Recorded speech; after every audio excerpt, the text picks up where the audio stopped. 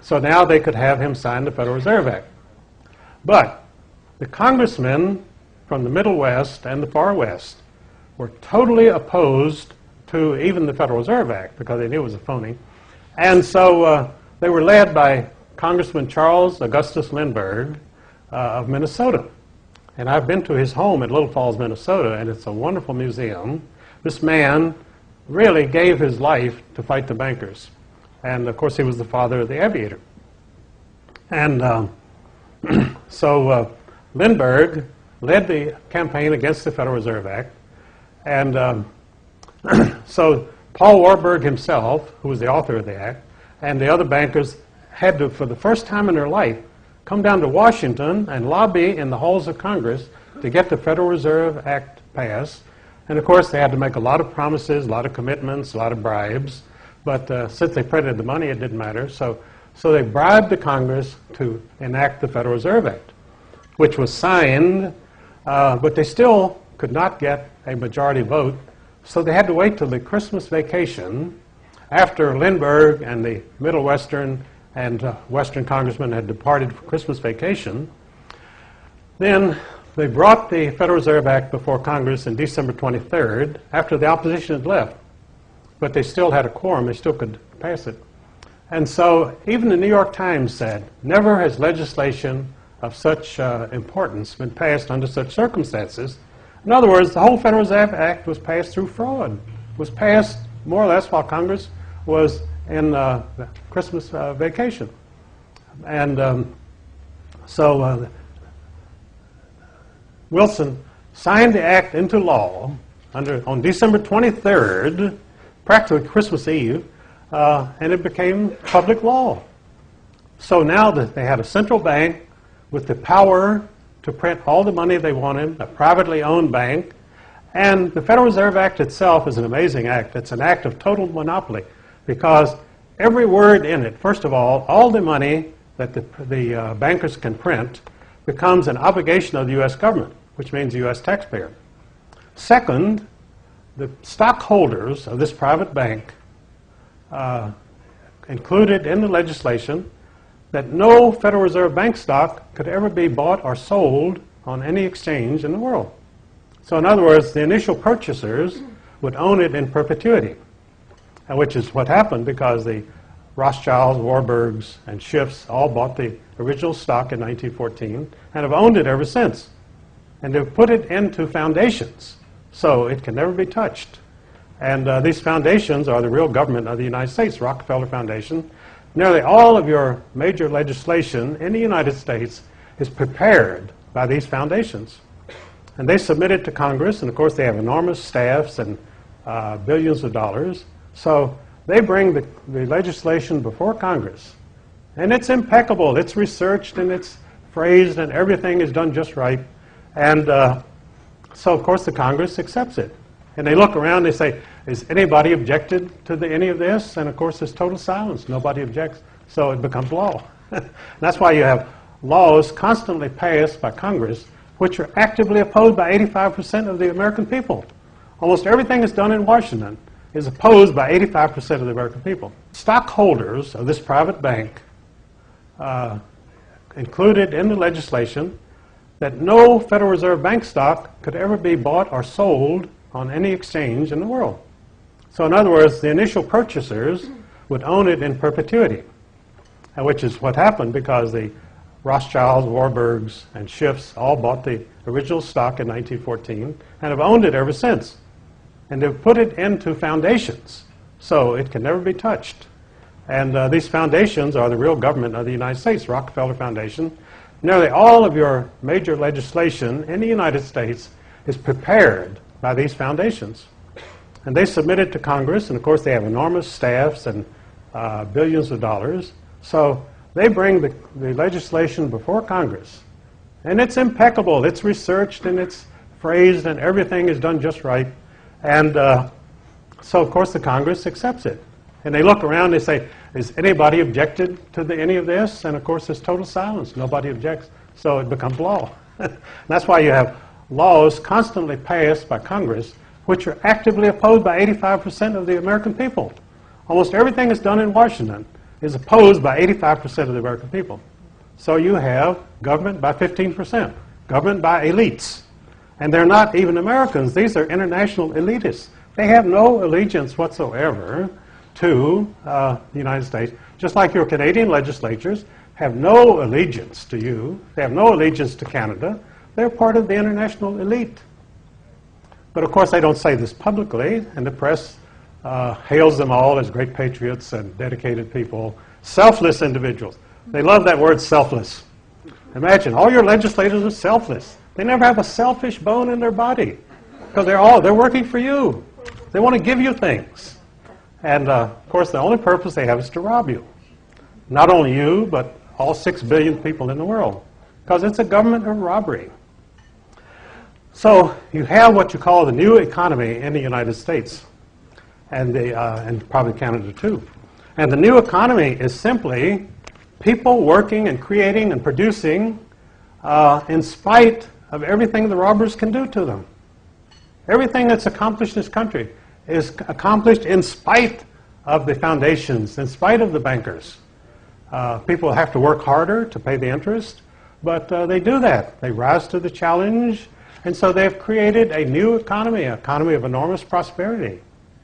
And the bankers don't like it because the most influential financial reporter on television in the States is Louis Rickhauser, Wall Street Week, which is a very honored program, been on for many years. So a couple of months ago, I was watching Wall Street Week, and Louis Rickhauser had some Wall Street people on. And so he said, well, what do you think about what's going on? That the stock market was dropping, you know. In fact, my stocks were dropping $10,000 a week. Just week after week, I was watching my little nest egg dwindle away, you know. And but I knew what was going on, and I couldn't do anything about it. I may eventually sue Alan Greenspan, the chairman of the Federal Reserve Board, for robbing me, because he robbed me. I mean, I saw $170,000 in stock vanish into thin air. And the stocks themselves were perfectly good. Every one of these companies was actually doing well. The economy was doing well. And Clinton, of course, was busy in the Oval Office. I mean, he wasn't interfering with any of this, you see. They said, listen, Bill, if you'll stay out of your way, you can have all the interns you want. And it sounded good to him, and that's what he did. No, Clinton is the invisible president, believe it or not. He has absolutely no political influence whatsoever. And he has a crew in Washington. There was an FBI agent named Gary Aldrich who was stationed there. He was there during the Bush administration, which was a very staid and proper, even stuffy administration. Then in come the Clintons, a bunch of left-wing loonies, homosexuals, and these people were right out of the 1960s. They were absolutely nuts, dope addicts, you name it. None of them could pass a clearance. Most of the Clinton White House staff has never been approved by the FBI. They have no security clearance. They should be arrested when they come to work. So Gary Aldrich wrote a best-selling book about this, and he told how Hillary, when Christmas came, Hillary was decorating the Christmas trees with penises and condoms and so forth. And I mean, these people believe in what they're doing. They are the real revolutionaries because they're totally degenerate and totally insane. And I don't mean to impugn anybody, but unfortunately, that's what they are. And Gary Aldrich was horrified at these people.